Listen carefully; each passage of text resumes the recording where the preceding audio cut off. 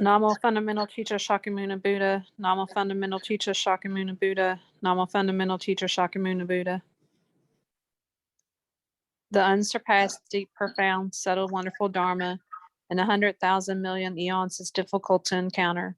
Now that I've come to receive and hold it within my sight and hearing, I vow to fathom the thus come one's true and actual meaning. Good. Okay, we continue on last time. Let's see.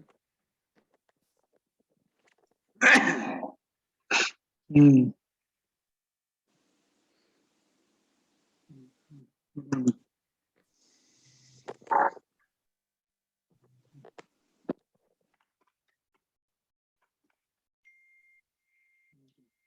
We are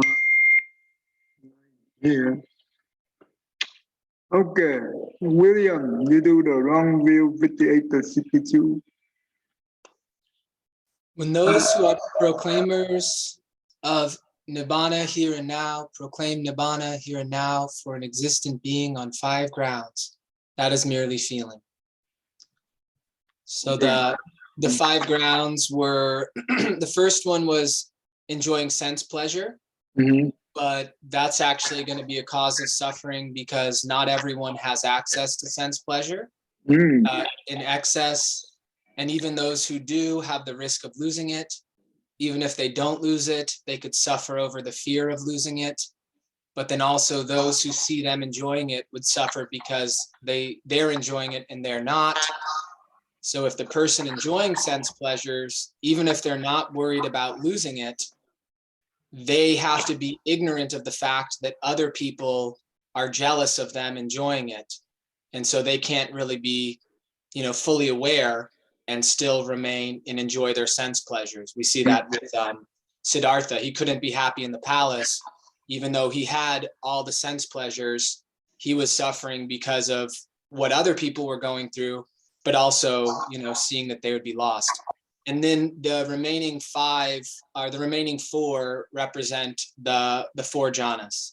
So different levels of meditative absorption. Wow, you remember all these things very well. Very good. Good memory. Yeah, thank you. Sometimes I can remember it clearly. Sometimes it's like, oh, what was it last week? Okay, that's good. That's good. So basically, it's a desire RAM and also the form RAM. They claim themselves at the nirvana. Right? Okay. And last time I already said that even the Buddhists, right? That means the monk, be able to attend those 4 states of meditation, but why they don't?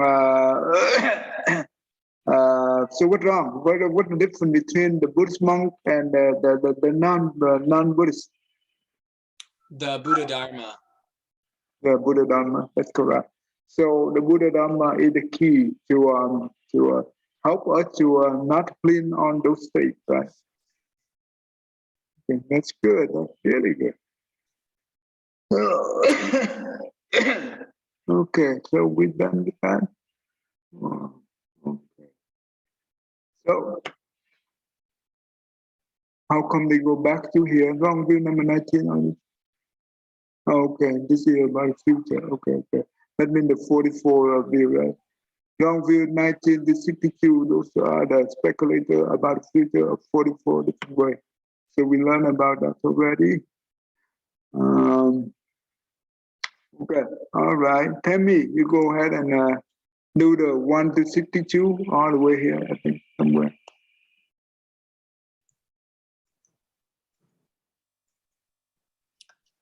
Wrong view 1 to 62. When those ascetics and Brahmins who are speculators about the past, the future, or both, having fixed views, put forward views in 62 different ways, that is merely the feeling of those who do not know and see. The worry and vacillation of those immersed in craving. When those ascetics and Brahmins who are internalists proclaim the eternity of the self in the world in 4 ways, that is conditioned by contact. when those who are partly eternalists and partly non-eternalists, when those who are the finite and infinite, when those who are ill wigglers, when those who Well, are you know what? Hold on. When those ascetic and Brahmin who are eternalists proclaim eternity of the self, the world forward that is conditioned by contact. This is important. Okay.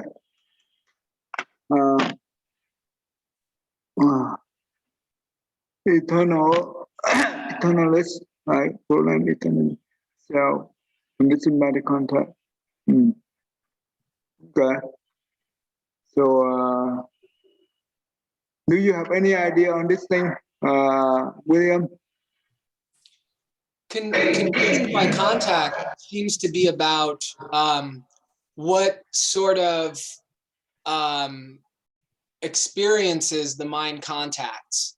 So like the people who remember past lives, Oh, wow. if they remember a single life, well, they're contacting one sort of phenomena, or they're remembering multiple lives, one sort of phenomena, or if they remember being in the heaven realm and people who were defiled by desire falling out of the heaven realm, then that's a different contact. Okay, this is the mental object, right? No, that means the contact by the mental object, the mind with the mental object. And do you know what is the mental object?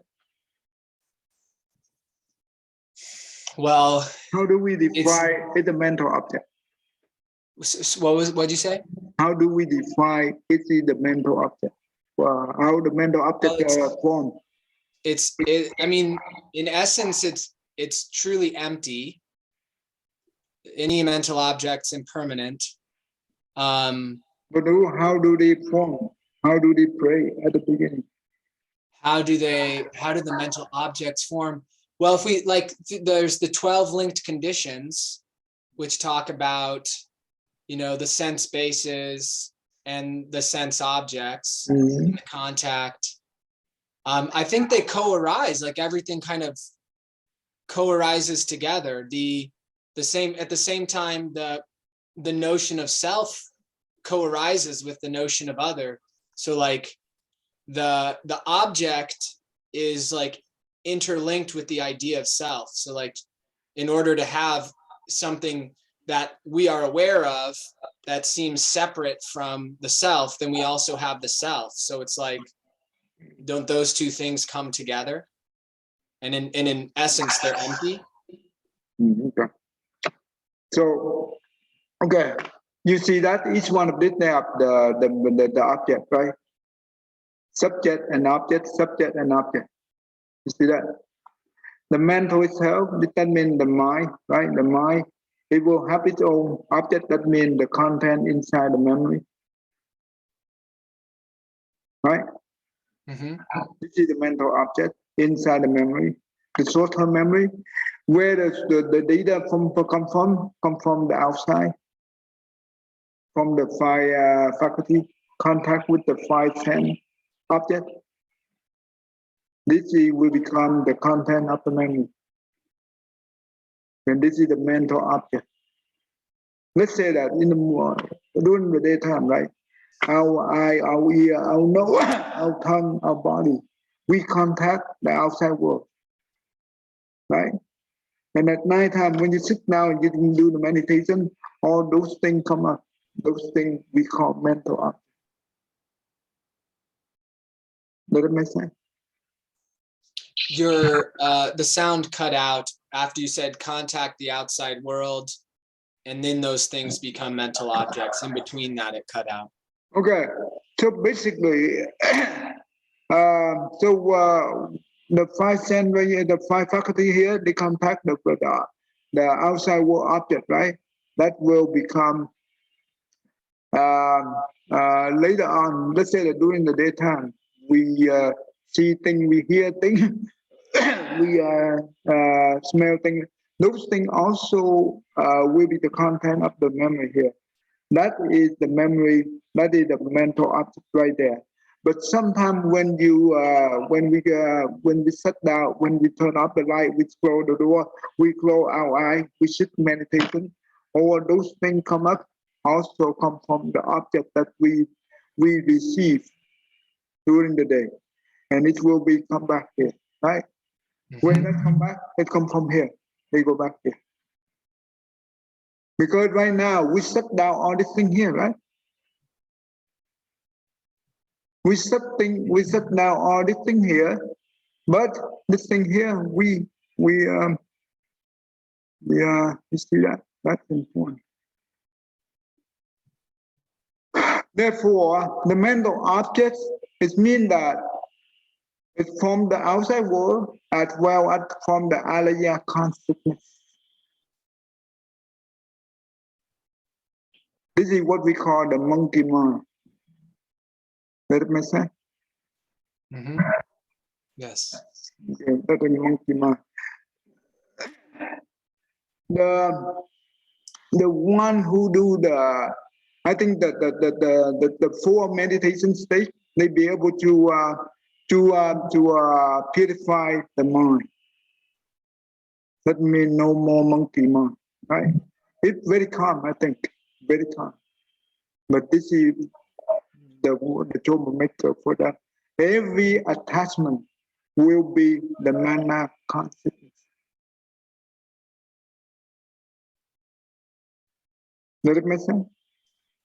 Yes, and I found myself wondering in the six patriarchs Jewel Platform Sutra, Huineng composes that verse in response to the monk who was sort of the lead disciple of the previous patriarch, and they talk about the mirror that and so the mirror in that analogy, is that the alaya consciousness? Yeah. Okay. Because it makes a lot of sense in this sort of yeah. Okay, let's go to the Google. You remember the whole thing? I do not remember the whole thing. Let me I remember Hui Neng's part, but I don't remember the first part of the verse exactly. Okay, let's do both with me and English so we okay.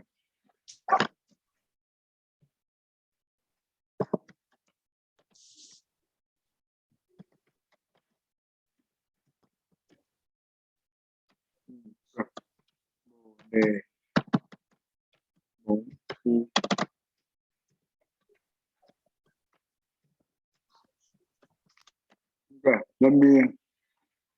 I will translate into English so you. Okay.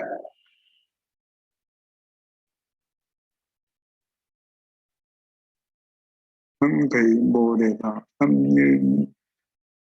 I wonder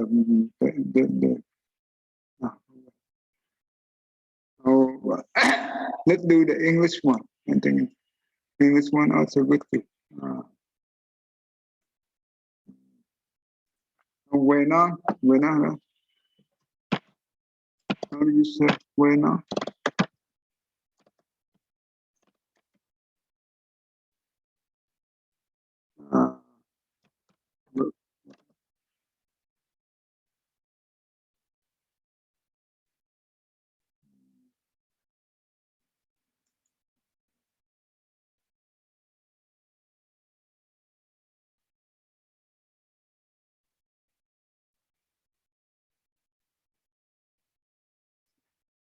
Okay.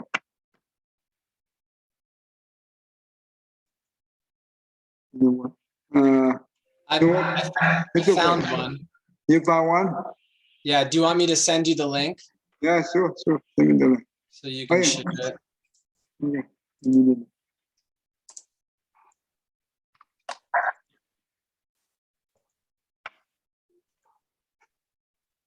Okay, that's good. According to the platform sutra, Enlightened Master, let's see. The body is the body tree. The mind is like a clear mirror. At all time, we must try to polish it, and we must not let the dust collect. This is come from Thang Tu, not Vietnam. Okay, that means he did not see the true nature yet. Do you know why he not see the true nature yet?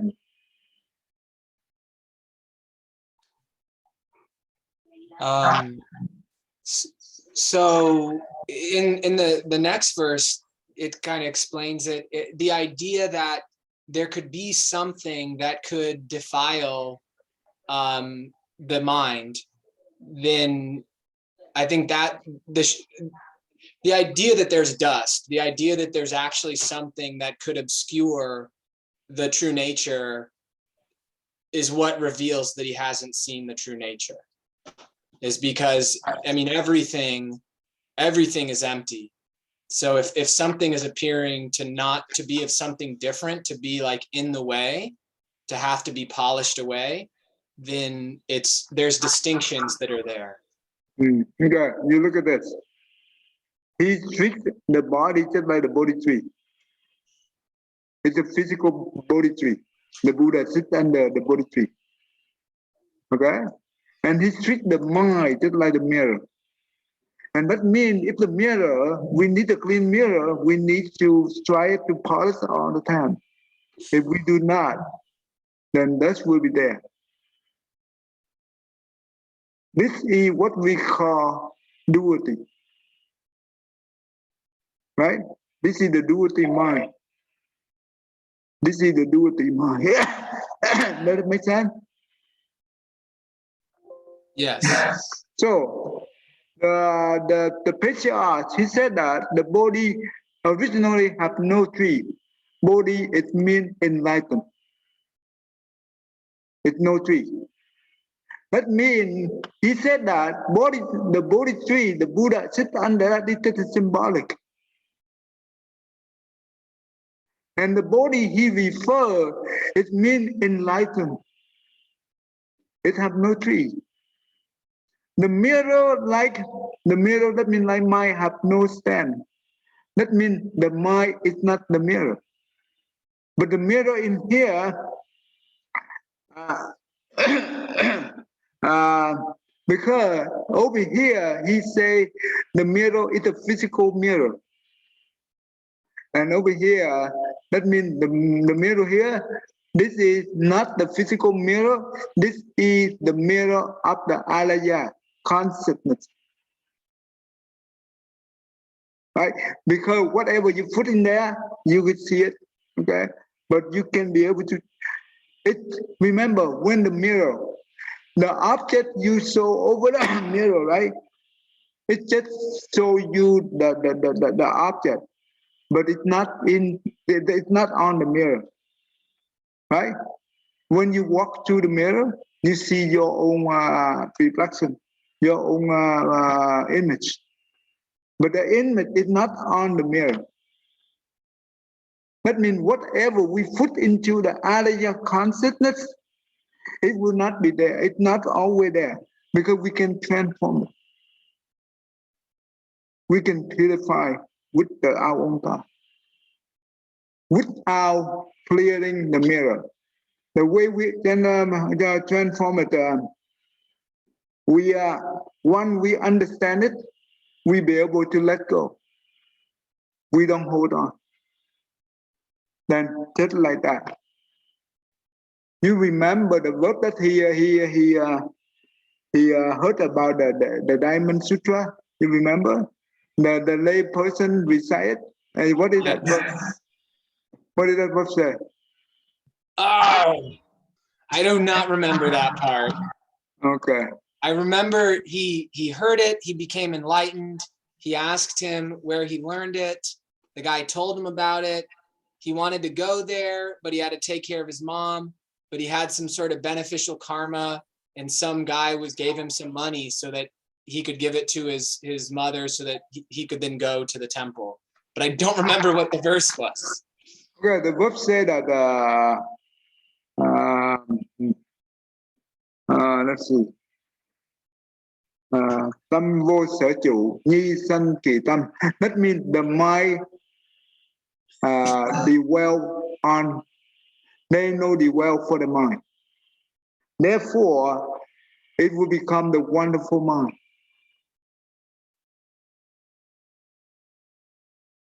You know what does that mean? When we dwell, what are the things that we dwell? Through our six faculty, right? There were six faculty, we contact the world, right? And we dwell. That means the contact. When we see things without judgment, when we contact without judgment, then that means we don't dwell. But when we have judgment, that means we dwell. You understand? If we see things, if we hear things, we do not make any judgment, no distinguish, right? That means we do not dwell. This is the wonderful mind. That means we can quiet the mind consciousness. When we contact and we have judgment, that is the mind consciousness. Does it make sense? Yes. Hemi, you understand that so far, Hemi? Yes. When we contacting, right? We do not have any judgment, and this is eventually we can quiet the mind consciousness, and we can also, if we understand the Dharma, we will not. We can penetrate the mana consciousness. I show you here. I show you here. Okay. This one, the meditator, that means the first four meditation, they can be able to quiet this. But when they go into the formless realm, right? This one is the most difficult. Because this thing here, they do not have the short-term memory. That means when they in the deep meditation, the mind consciousness is sleep inside the mana consciousness. And that means everything happened in here. That means between the alaya consciousness, it will input and output, input, we go back and forth very quick. It's just like the flashing, because there is no memory. It's very tough to detect. It's very subtle. And also this one is very clumsy, it's very ignorant. Does it make sense to you? And this one is, if we do not have the Dhamma, the Buddha Dhamma, we cannot break this one. Is a representation of like in meditation retreats where people will sometimes have hallucinations. I've heard examples of like someone having the experience of they are meditating, but then all of a sudden they like totally forget where they are and like the time and everything, and they're in a grocery store and they're like picking stuff off of shelves in a grocery store, and then like they'll come back like more than just a normal mental distraction, but like an immersive experience of like being somewhere else. Is that like just maybe a moment of the mind? No. You talking about the mind have been hijacked, right? The mind have been hijacked. In Zen they call it meikyo. But that looks like very rose, right? Very rose. It means that is the relate to the mind consciousness, not the mana consciousness. Okay. Because the data come from here and they go into the memory, and you can be able to be able to have all kind of activity for yourself, and you remember things very clear, right? Because that is the memory holding those data during the time you doing the meditation, and you been hijacked by this guy. They go to elsewhere. That means the data elsewhere. They bring the data of the grocery store, right? They put in here. But the one you remember, the 50 state, the demon state in the Sureng Rama sister. I have not yet finished the Surangama Sutra. I think I got about halfway through and still haven't completed it. Okay, one day, maybe sometime we will talk about the 50 states. It's very important. when the person who doing the meditation, they are very deep level. They in the deep meditation. That means this one is shut down. Okay, and all they can also purify a lot of bad seed here. They purify that a lot, but to the point that those data is manifest into the different state of the delusion, right? That means sometimes you see that your body, you can see you use your hand and you poke inside your body and you can get your organ out, something like that. That means the psychic power you have, it really forms the pure state of the mind, of the Alaya consciousness. And it will happen during this two right here, not this one. To what I understand, this is thing very quickly, very quickly happen. And you know what? When they happen during this time, and you know what? We easily attach to those states. We thought that we are enlightened. We have a very special skill. We can do this and that. That when they have any kind of attachment, that is the demon state. But if they see that, but they have no attachment, it's a good state. You see, the demon state and the good state different by attachment. Yeah.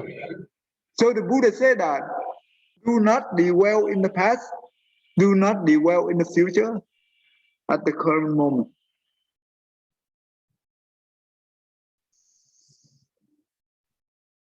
Okay, this is important.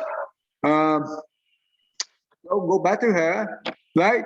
So the body is just like in environment originally have no tree because it's not physical. It's just the state of the mind. The mirror, that means the Alaya consciousness, have no stand. The Buddha nature, that means the pure nature, right? That means the emptiness, always clean and pure, right? Where is there room for dust?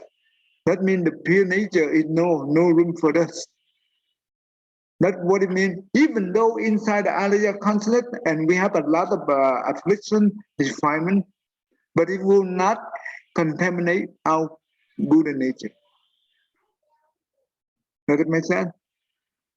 Once you be able to transform it, just like the hand, right? You just upside down.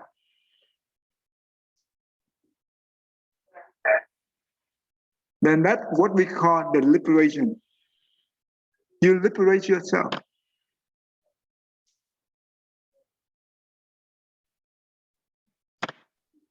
When the mind becomes very pure, that becomes the non-duality. Then there is no such thing for good deed or bad deed. Because good or bad is still duality. Okay?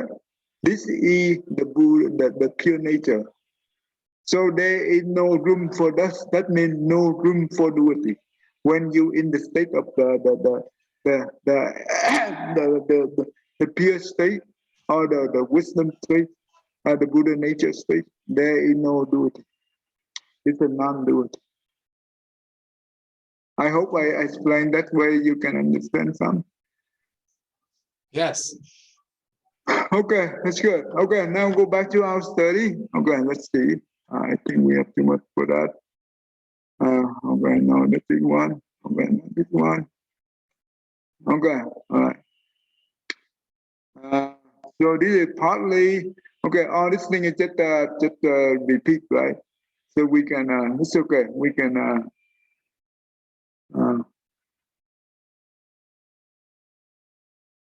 Okay, Tammy, go ahead and be be all this thing together. I'm sorry, Tammy. I just want to clarify. When those who are partly eternalists and partly non-eternalists, when those who are finest and infinest, when those who are ill wigglers, when those who are chance originators, when those who are speculators about the past in 18 ways, when those who proclaim a doctrine of consciousness post-mortem survival, when those who proclaim a doctrine of unconscious post-mortem survival, when those who proclaim a doctrine of neither consciousness nor unconsciousness post-mortem survival, when those who are nihilitists, when those who are proclaimers of nibbana here and now, when those who are speculators about the future, when those ascetics and Brahmins who are speculators about the past, the future, or both, having fixed views, put forward views in 62 different ways. This is conditioned by contact. Good. Go ahead, William. You can finish the rest.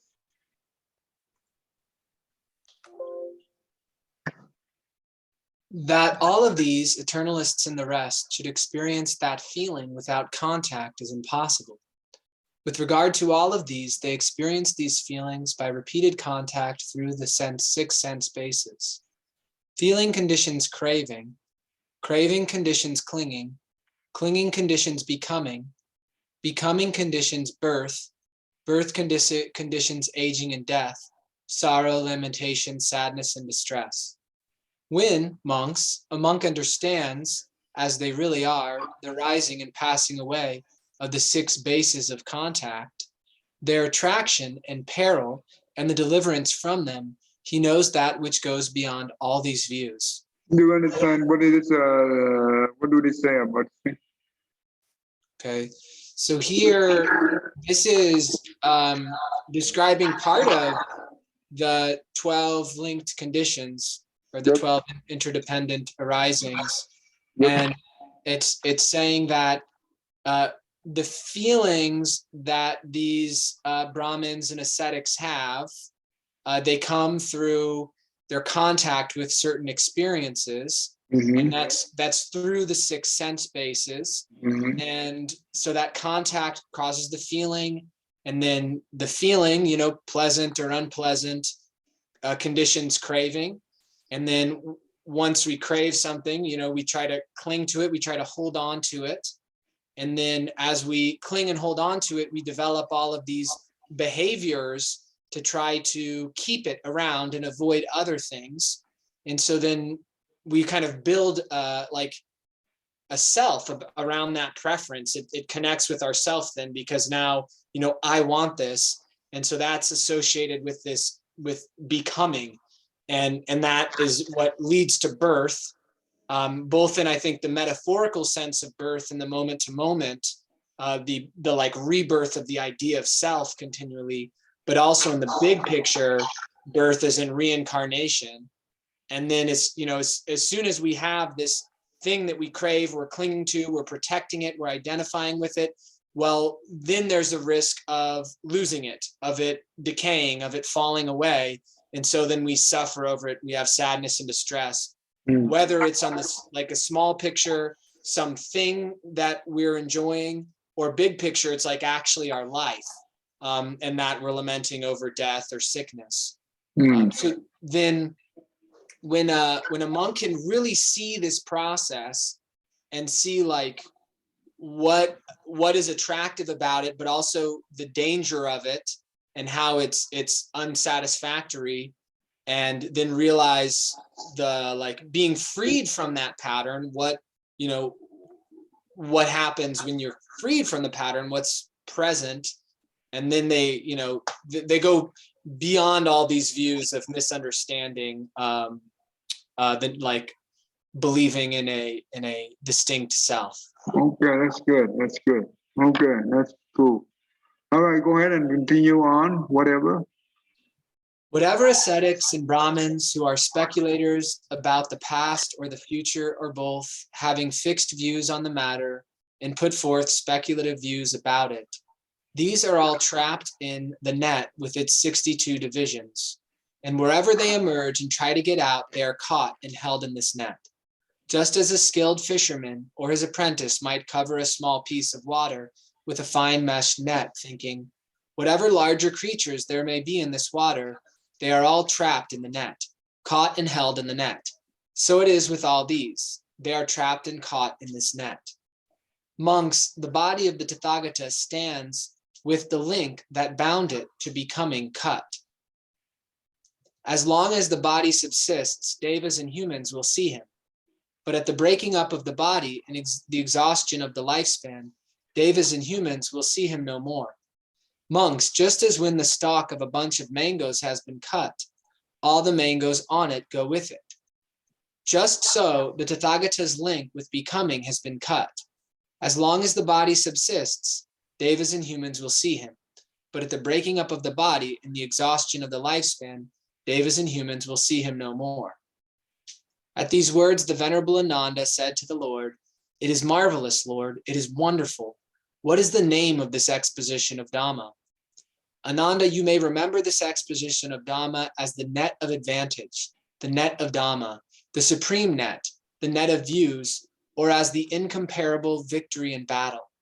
Thus the Lord spoke, and the monks rejoiced and were delighted at his words. And as this exposition was being proclaimed, the 10,000 world system shook. Yeah, right. So the Buddha see things very clear, right? So what are this 62 view relate to the manner consciousness? What do they relate to? Yeah, they do relate to the mana consciousness because they're views about the self. Like self-view, right? So that's what they call self-view. Yeah. So that is the problem. So okay, now that's good. We conclude about this thing. Okay, so we are now from now on. You understand all this thing here. It will help you to have the right view and the right understanding. These two together, or right contemplation. These two together, you will have wisdom. And the wisdom, there are different types of wisdom. Wisdom, there are three types of wisdom.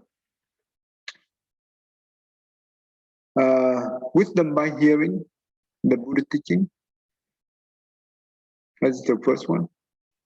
Wisdom by contemplating, that you gain the wisdom. The wisdom by practicing. Right? So there are three types. So wisdom by hearing, that's good enough. Temporary. We can use that to guide our spiritual path. Tammy, understand? Right? So okay, Tammy, go ahead. Hearing, that's also reading. That's the same thing, right? Hearing would be considered, okay. Right. So basically, after this learning, what do you think, William? We conclude the 62 wrong views today. Well, I'm glad we went over them because in the Lotus Sutra, they mention them in the 2nd chapter, right, and in other sutras too. And it's good to finally know what they are. I think the kind of easy way to remember the whole bulk of them is no self, because all of the views are based upon the idea of there being a self, and just all sorts of different permutations about, what happens to that self. I think I likely will not remember all of them from this. I'd probably have to go back over them. You know, if I don't go over them in a couple of weeks, I'd probably have a little bit of trouble. I can probably remember 18 are about the past, 44 are about the future, and then some of the details in between. But I think it's also good in like, if encountering some other teaching or idea, being able to categorize it based on these views, if it's not, you know, a Buddhist teaching, to be able to like see, you know, see the limitation that's present really clearly. Very good, very good. So I'm very glad that finally we understand some of them, right? And based on, in order to validate all these things, you remember what did we do to validate all these things here? What did we do to validate? When we read something, how do we know this is the wrong view? Oh, the four seals. Yeah, that's right. Force you, of course. Mm-hmm. You are very good. That's good. Really good. So the fourth seal is the key to validate all these things. The other religion, they do not have this teaching. They don't. They have no idea. And we are very blessed to be a human, and with a good condition, and we'll be able to listen to understand the Mahayana Sutra in the way, and we have a deep understanding, this culture level. This is a blessing. Don't you think? Not many people have this kind of understanding. Therefore, easy for them to fall into the wrong path. Even within Buddhism, I think there are still few people who have the chance, or take the chance if they have it, to, you know, to go through the doctrines like this in detail. It's not many to go through like this, like us. And unfortunately, we have the blessing that we learn and we understand some of the consciousness only. That knowledge is very beneficial to understand the Mahayana Sutra. You see that most of the time when we learn whatever the sutra we go, I always go back to the eight consciousness. Once in a while I go back, I will point out here and there. So basically, the consciousness only is the fundamental, the key for unlock all this door.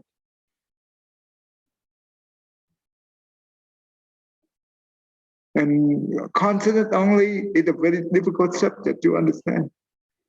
If you read the book by yourself, even though you try to research it, it's very tough to understand. Even though they have many on the website, but they don't give you the clear example. So that's good. I am very. What do you think about this, Tammy? What do you think from your feedback? So, what did you say you validated the 62 wrong views? The four what? I missed it. I don't understand that. Okay, William, tell her. The four Dharma seals, which are, we can, any Buddhist teachings follow these four guidelines of emptiness, so that, you know, all phenomena are empty, and there's no intrinsic self in them. Suffering, that ultimately, you know, pursuing any phenomena will lead to suffering and it'll be unsatisfactory. Impermanence, that, you know, nothing, no form, no phenomena lasts. And no, I know this one, just give me a second. I know the other one. So it's suffering, impermanence, emptiness, and no self. So emptiness and no self are pretty similar. But so not only are phenomena empty, but there's no self that is witnessing the phenomena.